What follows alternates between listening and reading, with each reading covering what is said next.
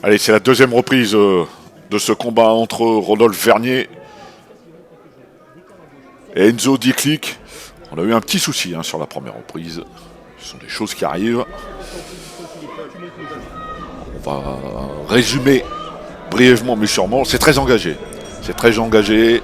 Il y a beaucoup de volonté de part et d'autre de faire les choses. Il y a un peu plus de lisibilité dans la boxe d'Enzo Diclic.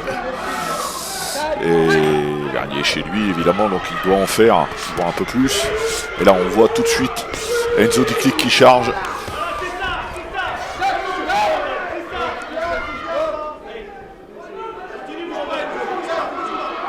À la réalisation, un petit connect comme d'habitude, Flavien, pour ne pas le citer.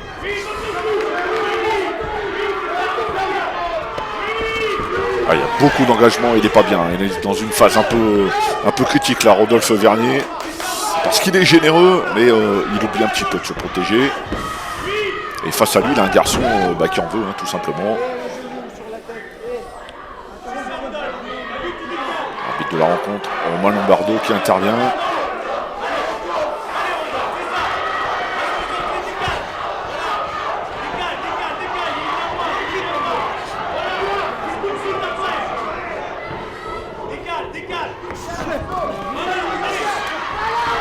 Et on mise bien un triple low kick.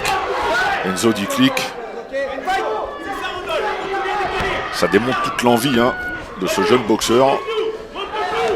Il essayait Classa, rappel. Pour une reprise de 2 minutes.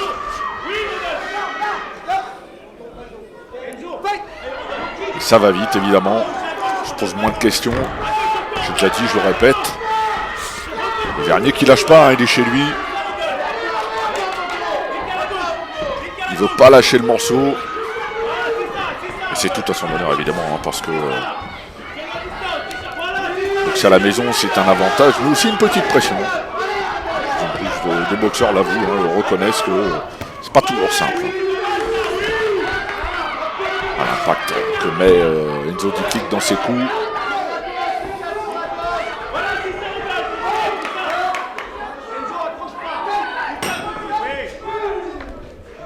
Allez, c'est la fin de la deuxième reprise. Il va falloir récupérer comme il faut. C'est très énergivore ce que font les deux garçons. Et la troisième reprise peut-être déterminante. Bon, je pense qu'il est légèrement devant, Enzo Diclic, mais elle peut être déterminante. On va chercher dans le mental, on va chercher dans... comment dirais-je, dans l'énergie, dans l'envie aussi. Parce que c'est ça, la réalité. Alors, on a un petit souci de son, ça va revenir.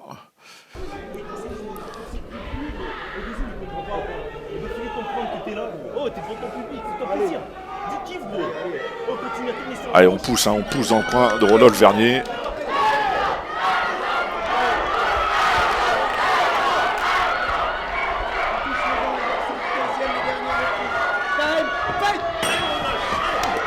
Et Diclic qui reprend.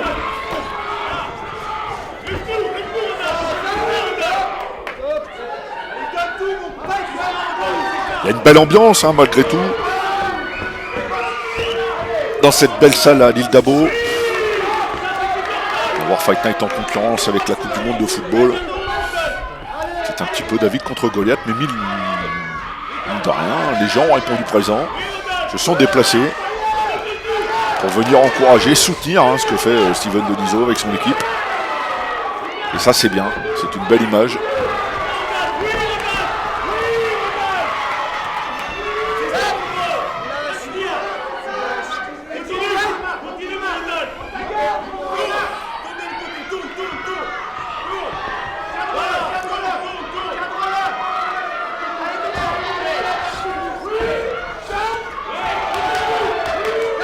Ah, il lâche rien, absolument rien. Enzo Diclic, il est en mode rouleau compresseur.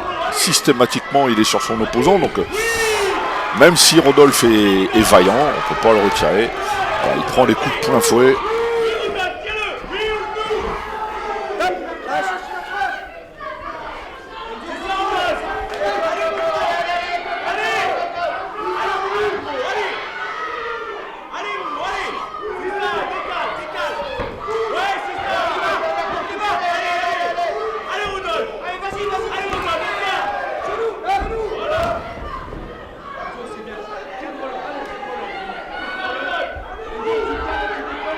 Il y a un peu de fatigue en cette fin de combat.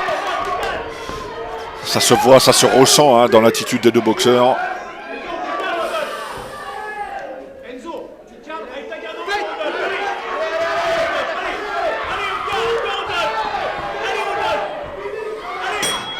Allez, c'est la fin de ce beau combat. Il y a une ceinture War Fight Night en jeu, donc ce qui explique la motivation. Et vous voyez le beau geste à la fin, on va saluer le coin adverse. C'est du grand art. Alors c'est pas du grand art, c'est une logique de fonctionnement. Chose qui se perd un petit peu parfois.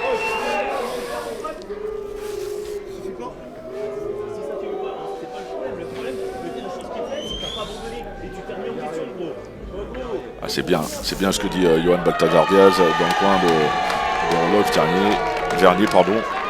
Tu n'as pas lâché.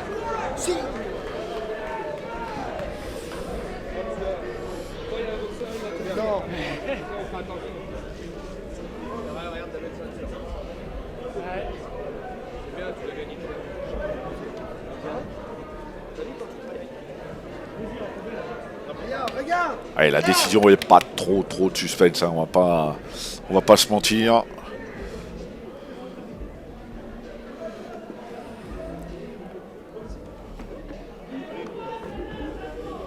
Même si on va forcément laisser le corps arbitral faire son travail, en toute logique.